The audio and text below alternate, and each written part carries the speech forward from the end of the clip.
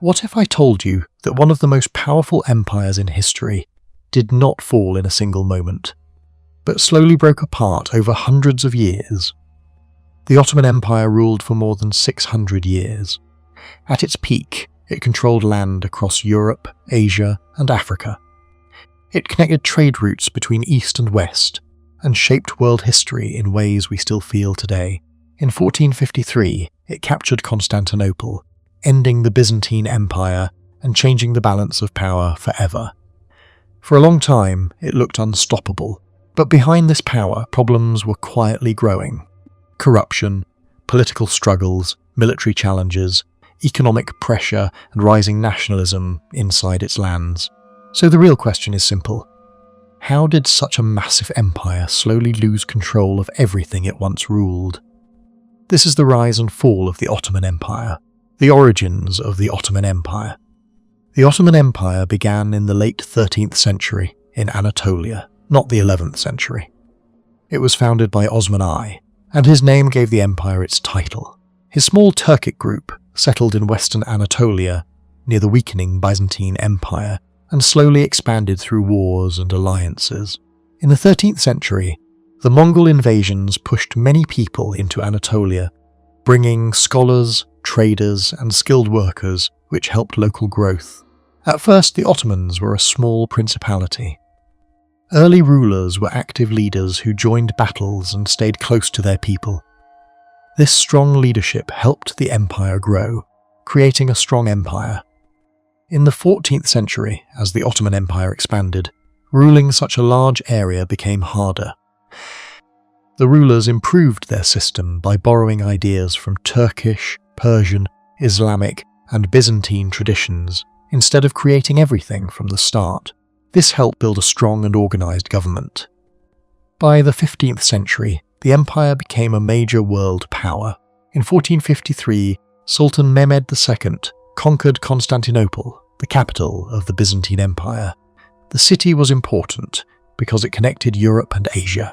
The Ottomans made it their capital and rebuilt it, turning it into the great city later known as Istanbul. A surprisingly tolerant empire.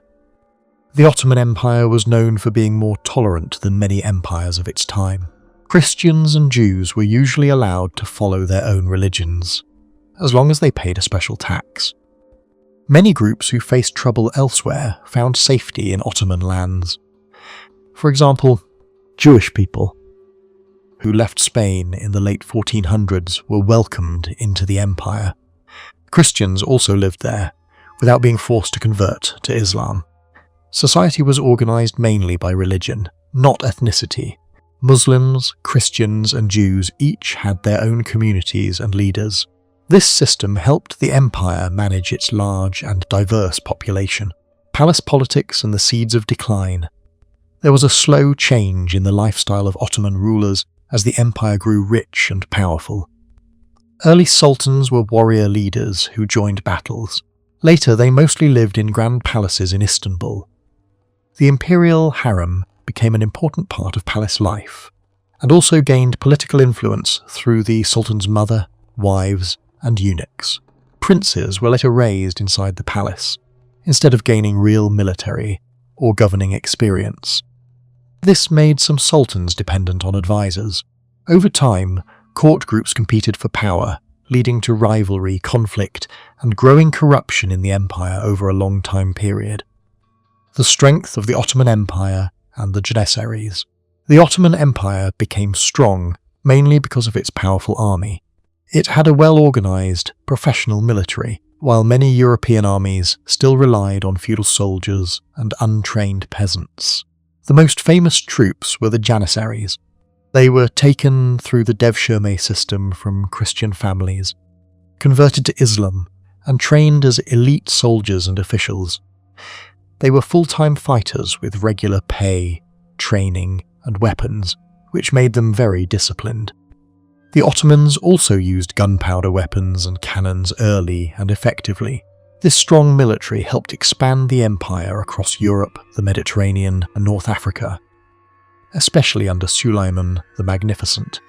Rise of the downfall of the Ottoman Empire. After the death of Sultan Suleiman in 1566, Ottoman expansion began to slow down. This was a major problem for the ruling elite of the empire. New wars in earlier years brought new lands, wealth and offices to aspiring leaders. Expansion, however, came to a halt, and so did these opportunities. This led to the emergence of powerful groups within the empire, who began to compete for influence rather than growth. Gradually, political corruption rose. Various courts, such as the Grand Viziers, the military, the palace, and the harem, all wielded an influence that they sought to use in their favour. Meanwhile, however, some sultans lacked experience and leadership. The empire did not collapse quickly, but this marked the beginning of a long and slow decline. Europe begins to catch up. While the Ottomans still felt powerful, Europe was changing fast. European kingdoms learned from Ottoman strength and improved their own states by building stronger governments, armies and navies, and by using better technology. Trade was a big reason for exploration. Spices and goods from Asia came through routes controlled by the Ottomans and other Middle Eastern powers, so Europeans searched for sea routes. Portuguese sailors went around Africa, and Christopher Columbus sailed west, reaching the Americas instead of Asia. These voyages changed world history. As Europe expanded globally, while the Ottoman Empire struggled to keep up with rapid modernization, military defeats and loss of power. By the late 17th century, European armies were stronger and better organized. In 1683, the Ottomans tried to capture Vienna, but were defeated by a European coalition, ending their expansion into Central Europe. In 1699, the Treaty of Karlowitz forced the Ottomans to give up large territories, showing they were no longer unbeatable. Later, Russia became a major rival. In 1774, after another defeat, the Treaty of Kushuk-Kainaka gave Russia influence over Orthodox Christians and expanded its power near the Black Sea. These losses weakened the empire's strength and confidence, corruption and resistance to reform. Many Ottoman leaders knew the empire needed reform. Some tried to modernize the army, reduce corruption and improve government systems, but change was hard. The Janissaries had become powerful and resisted reforms that threatened their privileges. Corrupt elites also opposed anything that reduced their wealth or influence. Because of this, reforms were often blocked again and again. Even strong leaders struggled to bring real change. Meanwhile, Europe was rapidly industrializing and modernizing in the 18th and 19th centuries, while the Ottoman Empire slowly began to fall behind. Nationalism tears the empire apart. The French Revolution introduced new ideas about nationalism. Before this, people mostly identified with religion, local communities, or rulers. Nationalism made people feel they belonged to one nation, which became a big challenge for the Ottoman Empire. The empire ruled many groups like Greeks, Serbs, Bulgarians, Armenians, Arabs, and Albanians. In the 19th century, nationalist movements spread across its lands. Serbia gained autonomy after uprisings in the early 1800s. Greece became independent in the 1820s, with European support. Later, Romania, Bulgaria, and others also broke away. The Ottoman Empire struggled to stop these independence movements. The destruction of the Janissaries. By the early 19th century, Ottoman leaders knew major military reform could not wait. Sultan Mahmud II decided to fully modernize the army. But the Janissaries strongly resisted, fearing loss of power and privilege. In 1826, during the auspicious incident, Ottoman forces attacked their barracks in Istanbul and the Janissary Corps was destroyed and officially abolished. This removed a major barrier to change. Afterward, the empire introduced wide reforms in administration, education, law, and the military to modernize and strengthen the state. The Tanzimat reforms. Tanzimat reforms began in the Ottoman Empire in the 19th century, at a time when the empire was facing serious internal problems and growing pressure from European powers. The main goal of these reforms was to modernize the state and strengthen central control so the empire could survive in a changing world. During this period, important changes were introduced. New modern schools were opened to improve education, while railways and the telegraph system helped improve communication and transportation across the empire. The government also created new laws and reorganized offices to reduce corruption and make administration more efficient. Another key aim was to provide equal rights for Muslims and non-Muslims, which was a major step for such a diverse empire. However, these reforms were not easy to implement. Many traditional groups resisted changes, and the empire faced serious financial problems that slowed progress. Because of these challenges, the results were mixed. While the Tanzimat reforms brought modernization in some areas, they were not enough to fix the empire's deeper political and economic problems. Debt and European influence. Modernization was very expensive for the Ottoman Empire. It borrowed large amounts of money from European banks to build railways, roads, and strengthen the army. Over time, this debt became a serious problem. European powers gained more control over Ottoman finances, and foreign companies received special rights inside the empire. In 1881, France took Tunisia, and in 1882, Britain occupied Egypt. Step by step, the empire lost land and independence. Because of its growing weakness, European leaders began referring to it as the sick man of Europe, a phrase famously used by Tsar Nicholas I of Russia. The Young Turks' Revolution. By the late 19th century, many educated Ottomans believed the empire needed major reform.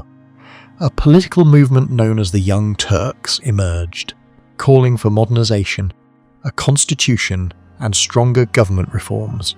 In 1908, they successfully forced the restoration of the Ottoman constitution, marking a major political shift in the empire. However, internal disagreements and divisions within the movement weakened its unity and effectiveness.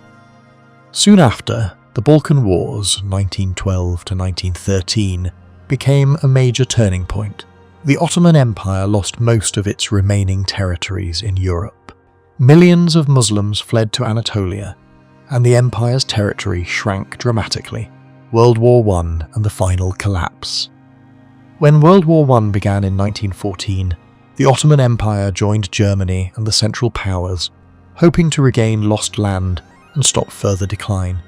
They had some early success, especially at Gallipoli in 1915-1916, where Ottoman forces stopped a major Allied attack. But overall, the war was devastating. Fighting spread across the Middle East, the Caucasus and Arabia, causing famine, disease and destruction. The war also included the Armenian Genocide, 1915 to 1916, in which large numbers of Armenians were killed or deported by Ottoman authorities, a tragedy widely recognized by historians. By 1918, the empire was completely exhausted and defeated. The end of the Ottoman Empire. After World War I, the victorious Allied powers planned to divide Ottoman lands. Britain and France took control of much of the Middle East, while Greece and others occupied parts of Anatolia and the East. The Ottoman government accepted harsh peace terms, but many Turkish nationalists refused to accept defeat. Led by Mustafa Kemal Ataturk, they started the Turkish War of Independence and fought occupying forces. By 1922, the Ottoman Sultanate was abolished. In 1923, the Republic of Turkey was created, ending more than 600 years of Ottoman rule. So, why did the Ottoman Empire fall? It was not because of one single battle or one bad ruler.